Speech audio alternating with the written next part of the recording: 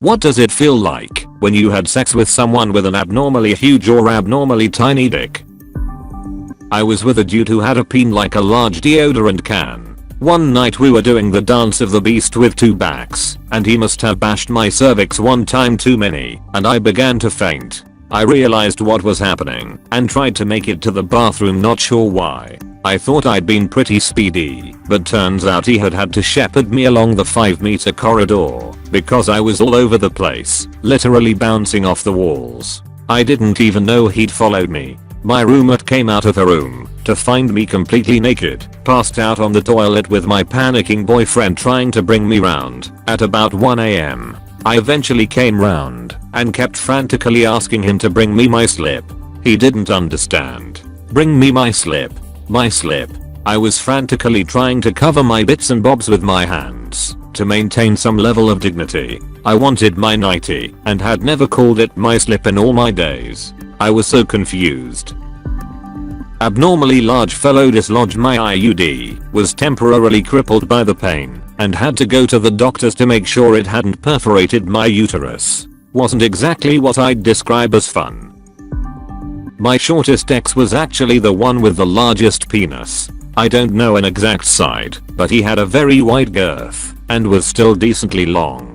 We would have to use the vibrator on me first, because it was thinner, in order to stretch me out enough that he would fit without hurting me. At the time, I thought it was really good sex, but now I'm with a guy that I know I'm going to spend my life with, and turns out the big dick guy wasn't as good as I thought. Now boyfriend is still decently long as well, so I'm a happy girl. You should tell your current guy that sex with him is much better because his dick is smaller than your ex's. I'm kidding. Don't do this. Oh, what's the worst that can happen? She plants the seed of annoying, building insecurity that slowly swells, year after year as he retreats from intimacy and even touch, their relationship slowly devolving into a dead bedroom until she catches him masturbating to pictures of her ex while calling him daddy, and then they begin an at times scary, but also surprisingly fun voyage through the world of cuckoldry.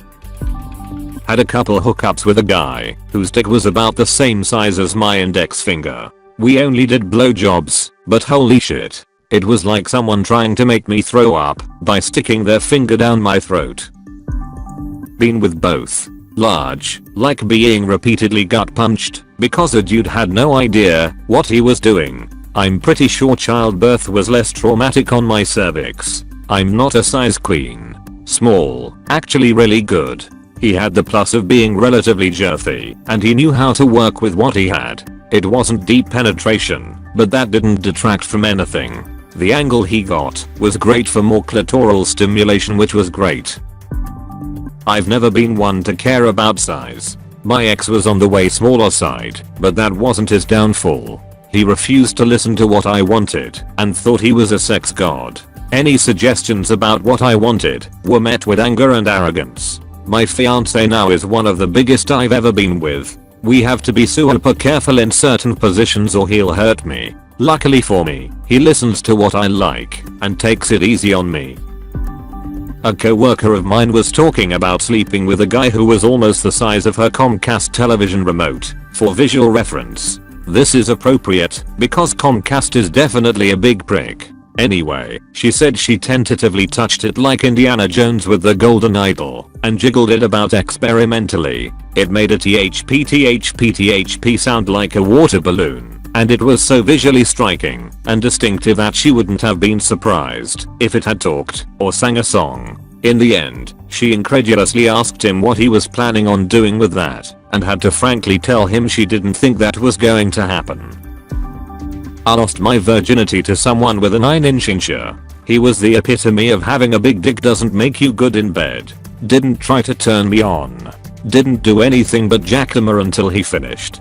Couldn't even find my clit the one time he ever tried. All I really remember about that sex is the overwhelming, displeasurable pain of having him punch my cervix with his cock. He used his size as a reason to not really try in bed. He never gave me opportunity to warm up, and even though I thoroughly enjoy super rough sex, he just thought ramming it into me over and over was the way to go. Lack of warm up and him just thrusting hard like no tomorrow left me sore and angry. Not the good kind of sore either. My cervix hated me when I was with him. He used his size as a reason to not really try in bed. I found that the larger a guy is, the less work he thinks he has to put in. But I've also had the reverse happen where a guy with a small dick was trying way too hard to make up for what he was lacking his words. The dude would not stop touching my clit or tits, and usually that's not a bad thing, but damn dude. Too much. A girl once told me that a limo is impressive, but it's not that fun to drive and is especially hard to park. A regular sedan might be less impressive but much more fun to drive, and you can park almost anywhere. So I asked, how do you feel about hatchbacks? Dude had a literal cone-shaped penis. Too big at the base and too small at the tip. The experience looking back was the worst. I was young and naive, like trying to have sex with an upside down ice cream cone. Was with a smaller dude. Like others here have said, felt nothing. Pretty sure most of the action was him grinding against my inner thigh. We were young and didn't really know what else to do outside of just basic sex. Nowadays I would ask for more attention, because regardless of size, you can still have good times if there's other foreplay and fulfillment involved. And I would assume most men go crazy at the thought of a woman giving them more info about what they want, so the good times can roll for both parties. He was a good dude and an attentive boyfriend. We broke up due to being long distance. I don't regret it, and I'd never make fun of a guy for the size of their schlong. It's not the dick that makes the man, it's the willingness to be an open and loving partner. It was really small, bordering on micro. So trust me when I say I mean what I said above. In all other aspects the guy was funny, caring, and great to be around. We stayed together for a good while and did only break up because there were more than a few states between us, and when you're that young you don't really have the money to travel very often. Had to tell him to stop about halfway in. Not fun when terrified of injury. We were in our 20s. He was a smoking hot virgin. He met a woman who could enjoy all he had to offer, 26 centimeters, not long after our attempt, and Facebook says they are still together over a decade later. I don't even know if what we did qualifies as sex. He looked at me with a terrified, "Are you okay?" look on his face, and was met with my freaked out expression. Fun to look at, scary to experience.